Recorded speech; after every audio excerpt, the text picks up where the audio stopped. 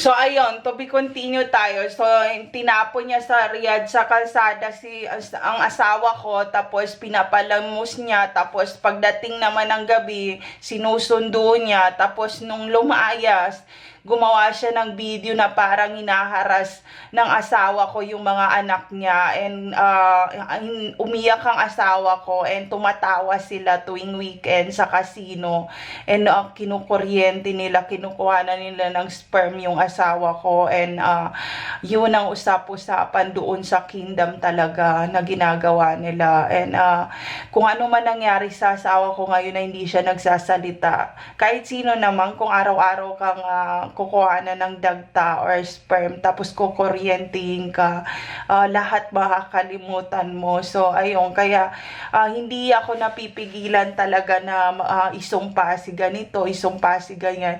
Ito lang sinasabi ko sa iyo, ate girl na Muslim. Ito sinasabi ko sa iyo, ano ba kasalanan namin sa iyo? Anong kasalanan namin sa iyo? Bakit lagi mo kami sinasaktan? At hindi ka pa nakontento, sinundo mo si Hero, si Gabi sa IPSJ, sa Jeddah International School. Kinuryente mo rin yung titi ng dalawang anak ko eh. Anong motive mo? Anong motive mo talaga, ate girl? Bakit? Ikaw pa yung kabit Ikaw pa yung kabit. Pero mukhang ako pa ata ang gugulong sa sahig para lang mag-apology. Ang sama na ugali mo. Alam mo, habang ginagawa ko tong video na to, naiinis talaga ako sa'yo. Hindi ko alam kung saan ka pinaglihi. Pinaglihi ka ba sa titi ng tatay at puki ng nanay mo na hindi ka makamove on dahil wala kang pambiling gatas at yun ang chinupa mo, putang ina ka?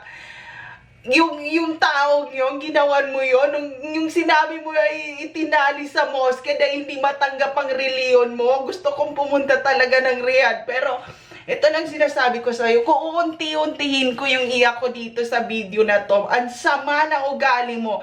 Dapat ako kinumprant mo eh.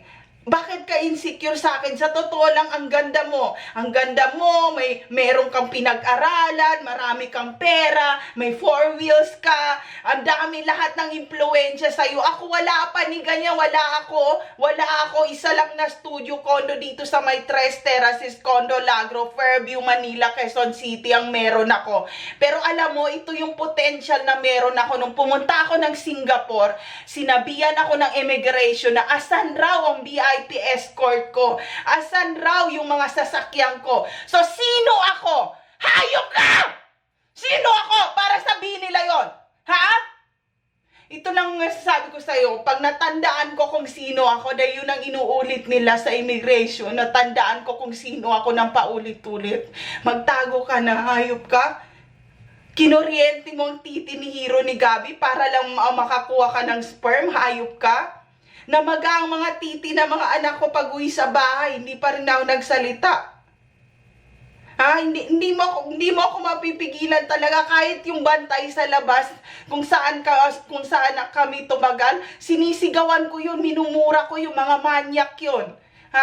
Ito lang sinasabi ko sa hindi ko alam bakit ako ang lagi mong gustong saktan. Kung hindi ako si Hero, si Gabi, o ang asawa ko, o ako. So ngayon, pauwiin mo ang asawa ko para maghiwalay na kami, Ito lang sinasabi ko sa yung landi-landi mo, Sa Batangas ka umuwi, Lumayas ka sa Batangas dahil hindi ka taga Batangas. Bumalik ka sa bundok ng Mindoro, baboy ka. Putang ina mong hayop ka. Hindi mo mapigilan ang